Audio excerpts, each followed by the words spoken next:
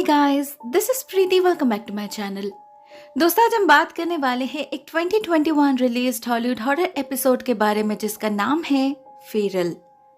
कहानी की शुरुआत होती है एक कपल जे एंड एडी और उनके 3 साल के बेटे जेकब को दिखाते हुए जो छुट्टी मनाने किसी नेशनल पार्क की तरफ जा रहे थे। जे तो बहुत ही एक्साइटेड था क्योंकि उसे ऐसे एडवेंचर्स पसंद है। नेचर के बीच समय बिताने से उसे चार्ज्ड अप फील होता है, इसीलिए वो अपने बेटे को भी बचपन से ही यही सिखाना चाहता है। लेकिन एडी को इस सब में उतना इंटरेस्ट नहीं था। एक्चुअली जंगल के बीच किसी टेंट में रात बिताना उसे सेफ नहीं लगता था, स्पेशली जब कोई पार्क जंगल के इतना करीब हो। ऊपर से जे ने एक ऐसा स्पॉट चूज किया था जो कुछ ज्यादा ही आइसोलेटेड थी, बाकी टेंट से बहुत दूर, क्योंकि उसे प्राइवेसी चाहिए थी और शांति भी। मगर उसे कोई आइडिया नहीं था वहां कुछ और भी उनका इंतजार कर रहा है। फर्स्ट डे अपने डेस्टिनेशन तक पहुंचते और टेंट वगैरह सेटअप करने में ही शाम ढल जाती है, तो वो लोग जल्दी से डिनर करके सोने की तैयारी करने लगते हैं। लेकिन वो नोटिस नहीं करते कोई जंगल के अंदर से छुप कर उन पर नजर रख रहा है। रात को सोते समय एडी को एक बहुत ही भयानक ग्राउलिंग की आवाज भी सुनाई देती है, वो भी बहुत करीब से। वो जैसे कहती भी है मगर वो उतना ध्यान नहीं देता। उसे लगता है जंगल है, जंगल में जानवर तो होगा ही। मगर जैसे ही वो सो जाते हैं हमें उनके टेंट के बाहर एक साया नजर आता है जो सबूत था खतरा उनके आसपास ही मंडरा रहा है। फॉर्चुनेटली उस रात और कुछ नहीं होता।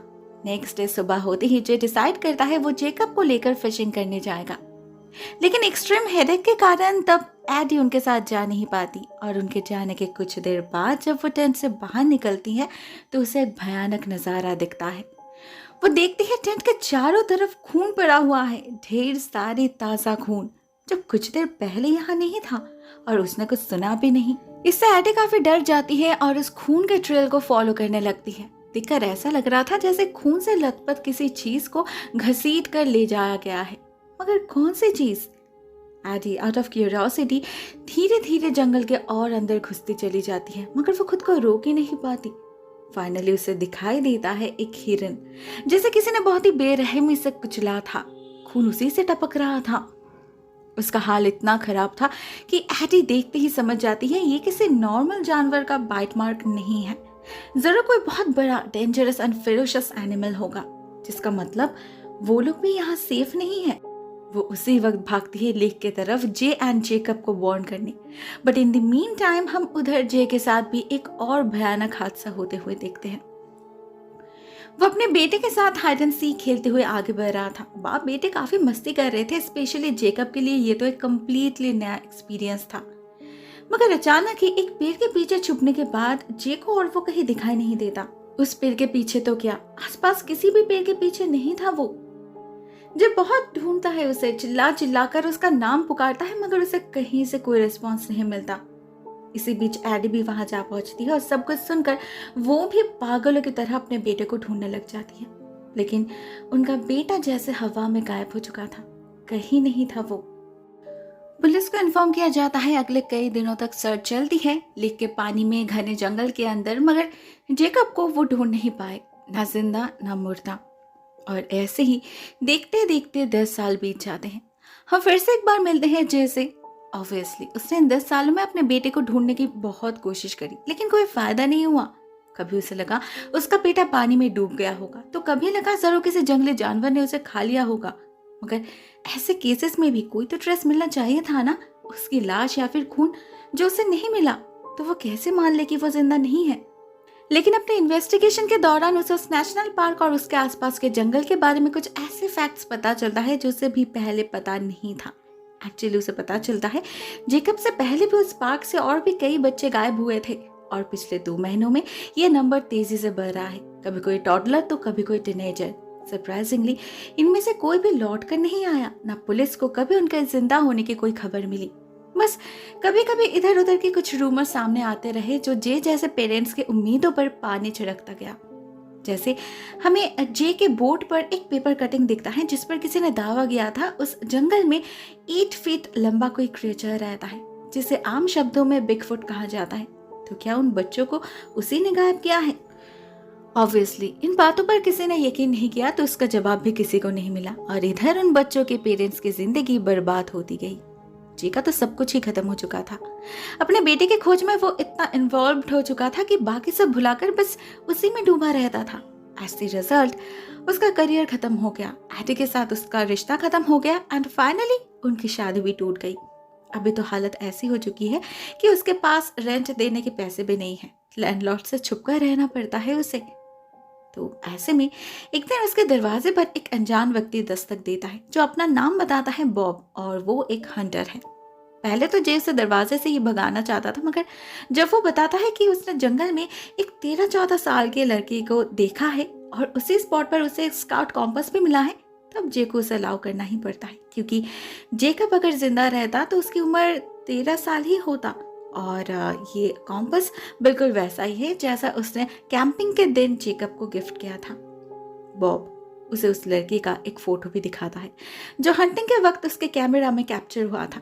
जे का मन तो कह रहा था यही उसका बेटा है, मगर दिमाग को एक्सप्लेनेशन चाहिए थी जो बॉब के पास था। वो कहता है उस इलाके में पिछले 15 सालों से कुछ पॉट फार्मर्स छुपे हुए हैं जो इलीगल तरीके से वहां वीट फार्मिंग करते हैं। इनमें से कुछ लोग कार्टेल से कनेक्टेड भी हैं जो ह्यूमन ट्रैफिकिंग का काम करते हैं। उसे लगता है जेकब उन्हीं के पास है। वो जे को एक ऑफर देता है जेकब को वापस लाने का। वो कहता है उन लोगों से बात करने में वो जे की मदद कर सकता है, मगर बदले में उन्हें ढेर सारे पैसे चाहिए होंगे, एटलीस्ट $10,000 के आसपास। क्या जे अफोर्ड कर पाएगा? अब ऑनेस्टली उसके पास इतने पैसे नहीं थे, मगर वो ऑलमोस्ट श्योर हो चुका था कि वहां जाने पर उन्हें जेकब मिल सकता है, उसके 10 साल की तलाश को अंजाम मिल सकता है। इसीलिए वो जा पहुंचता है एडी के पास।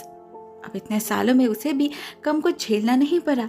उसकी जिंदगी में भी काफी बदलाव आए, मगर जे की तरह वो कभी रुकी नहीं। दिल पर पत्थर रख के उसने ये एक्सेप्ट कर लिया कि उसका बेटा मर चुका है, अभी उसके बिना ही जिंदा रहना होगा उसे। वो जे को भी वही कहती है, लेकिन इतने दिनों बाद अचानक ये फोटो और वो कॉम्पस देखकर वो भी और खुद को रोक नहीं पाती। पैसे देने के लिए मान जाती है और अगले दिन ही जी और बॉब के साथ जा पहुंचती है उस मनहूस जगह पर, कर्न नेशनल पार्क। मगर इस बार उन्हें जहां जाना था वो जगह ऑफ ट्रेल था। बॉब उन्हें पूरा रास्ता समझा देता है और ये भी कह देता है कि उन्हें शाम होने से पहले उस पॉट फार्म तक पहुंचना ही होगा, नहीं तो जिनके पास जा रहे हैं उन्हीं के हाथों मरना पड़ेगा। उन्हें लग रहा था वो लोग बहुत खतरनाक है, मगर उन्हें रियलाइज ही नहीं होता खतरा एक्चुअली उनके साथ साथ ही चल रहा है, क्योंकि अपने आसपास जो सूखे हुए पेड़ उन्हें नजर आ रहे थे उनमें से कुछ असल में जिंदा थे, उन पर नजर रख रहे थे, एग्जैक्टली 10 साल पहले उस रात की तरह। इस सबसे बेखबर जे और एडी बॉब के साथ फाइनली रेंजर स्टेशन जा पहुंचते हैं और वहां जंगल की तरफ देखते वक्त पहली बार जे को एहसास होता है कि शायद झाड़ियों के पीछे से कोई उन्हें देख रहा है। मगर कंफर्म्ड होने से पहले ही वो आगे वहां से गायब हो जाते हैं और जे भी गलत फहमी समझकर बात को टाल देता है। इसके बाद उनकी मुलाकात होती है फॉरेस्ट रेंजर स्टैन से, जिन्हें बॉब हाइकिंग के नाम पे उल्लू बनाने की कोशिश तो करता है, मगर स्टैन उसके झांसे में नहीं आता, क्योंकि फर्स्ट ऑफ ऑल उसे पता था ये बॉब कोई भला इंसान नहीं है, एंड ऑल्सो उसने जे को देखकर ही पहचान लिया था। जेकब के केस में उसके बहुत सारे इंटरव्यूज जो आते थे टीवी पर, इसीलिए जब जे बताता है कि उन्हें खबर मिली है जेकब को इसी जंगल के कैनियन में छुपाया गया है, वो उन्हें वार्न करता है, क्योंकि वहां सिर्फ कार्टेल के लोग नहीं हैं बल्कि और भी बहुत कुछ मौजूद है जिसके बारे में उसे पता तो है, मगर लीगली वो कुछ रिवील नहीं कर सकता। साथ में वो ये भी बताता है कि 10 साल पहले जिस दिन जेकब मिसिंग हुआ था उस दिन वो भी यहीं पर था, इसी रेंजर स्टेशन में, और उसने कुछ अजीब व गरीब चीज नोटिस करी थी। जब पुलिस की सर्च टीम पूरे जंगल में छानबीन कर रहे थे तो कोई उन पर भारी पत्थर फेंक रहा था, जिसमें से एक के वार से वो खुद भी बेहोश हो पड़ा था। और जब उसका सेंस लौटा उसने देखा रेंजर स्टेशन के चारों तरफ जमीन पर किसी के फुटप्रिंट्स है, बहुत ही बड़े बड़े, और साथ ही साथ उसने किसी को जेकब को उठाकर ले जाते हुए भी देखा, जो कोई जानवर नहीं था ना कोई इंसान था, मगर वो एक्चुअल में क्या था वो बताने की परमिशन नहीं है उसे। वो जे और एडी दोनों को ही रोकने की बहुत कोशिश करता है, मगर जे को उसके बातों पर बिल्कुल भी यकीन नहीं होता, इसलिए वो आगे बढ़ता ही रहता है। दूसरी तरफ एबी पूरी तरीके से उसके बात को नकार तो नहीं पाती। उसे याद आता है उस दिन उसने भी तो कुछ अजीब महसूस किया था, रात में वो ग्राउलिंग और वो हिरन, कुछ तो नेचुरल था वहां। लेकिन बॉब को इस सब में बिल्कुल भी यकीन नहीं था। वो फुल कॉन्फिडेंस के साथ कहता है कि वो पिछले 20 सालों से यहाँ शिकार पर आ रहा है, उसने कभी कुछ ऐसा नोटिस नहीं किया जो अनएक्सप्लेनेबल हो। स्टैन तो कुछ भी बोलता रहता है। एक्चुअली उन्हें लग रहा था कैनियन के आसपास किसी का आना जाना लीगली मना है, इसीलिए शायद उन्हें वापस भेजने के लिए स्टैन बेकार में उन्हें डरा रहा था। मगर कुछ आगे जाने पर ही उन्हें समझ आ जाता है स्टैन की बातें उतने भी बेमतलब नहीं थे। उन्हें काडल के सारे लोग मरे हुए मिलते हैं। उनकी हालत बिल्कुल इस हिरन की तरह थी। देखकर ऐसा लग रहा था ऐसे किसी मॉन्स्टर ने अपने नाखूनों से उनके शरीर के टुकड़े किए हों। चारों तरफ बस खून ही खून था, जिसे देखकर बॉब की हालत खराब हो जाती है। उसे लगता है ये जरूर किसी राइफल कार्टेल का काम होगा, तो वह पैनिक करने लगता है और घबराहट में उसका असली रूप सामने निकल आता है। जब एडी और जे अपने बेटे से मिलने की जिद करते हैं तो वो हंसने लगता है। कहता है उसे कोई आइडिया नहीं जेकब कहाँ है। उसने जिस लड़के का फोटो देखा है वो तो असल में बॉब का नेफ्यू है, और वो कॉम्पस उसने थ्रिफ्ट स्टोर से खरीदा था। ये बस एक स्कैम था उनसे पैसा लूटने का, जिसमें इस कार्टेल के लोग भी शामिल थे।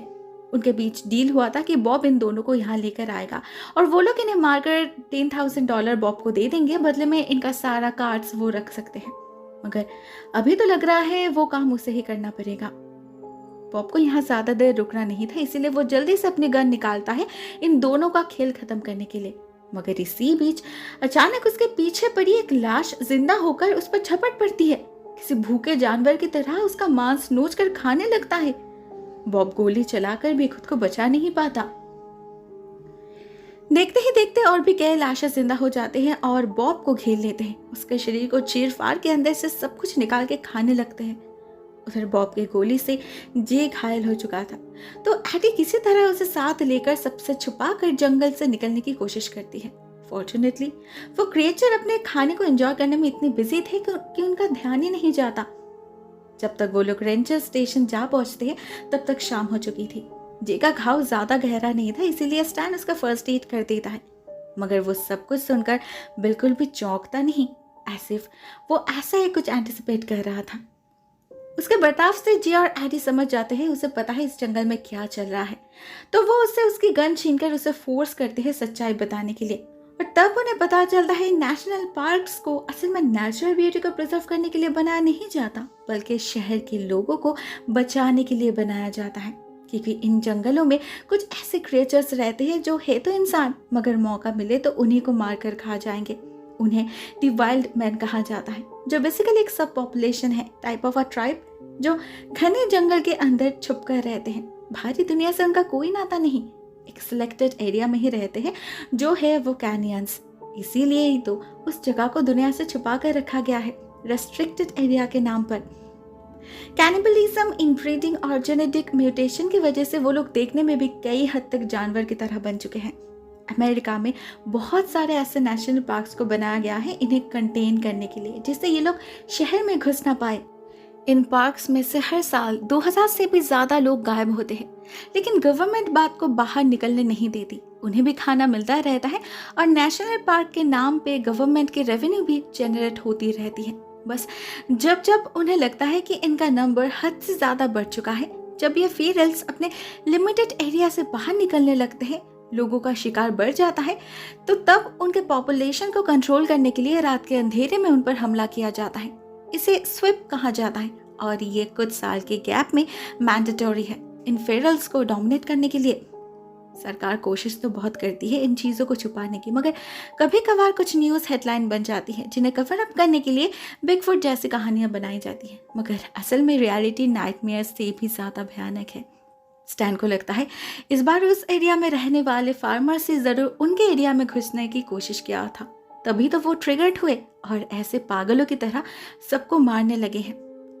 अब वजह जो भी हो, एक और स्वीप की ज़रूरत पड़ चुकी थी, इसीलिए स्टैन जाता है हेडक्वार्टर्स में इन्फॉर्म करने।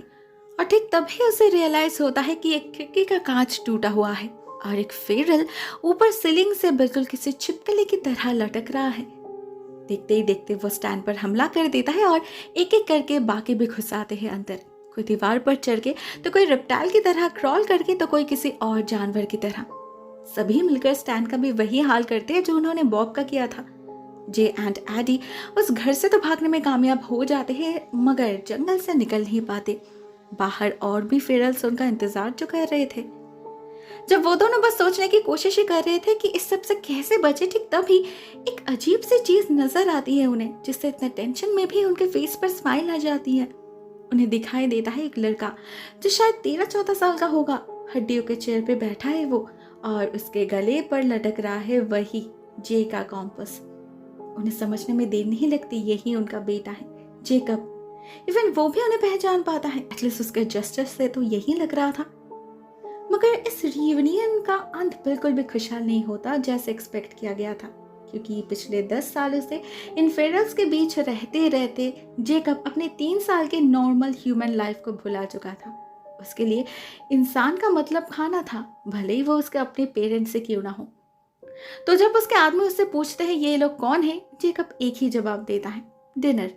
जिसे सुनते ही सभी एक साथ एडी और जे पर झपट पड़ते हैं, और देखते ही देखते उनके शरीर से मांस अलग होकर बस हड्डियां ही रह जाती है। जिसे ढूंढने आए थे उसी के कारण मरना पड़ता है इन दोनों को, और वो सामने बैठकर इस ब्रुटैलिटी को एंजॉय करता है। The end। दोस्तों, आज की कहानी यहीं तक। आई होप आपको कहानी पसंद आई होगी। अगर आई है तो कमेंट में ज़रूर बताना। अपना कोई थॉट्स या थ्योरी पे शेयर कर सकते हो। Thank you so much guys for watching this video. बहुत जल्द मिलते हैं किसी और नई वीडियो के साथ। तब तक के लिए टेक केयर, टाटा।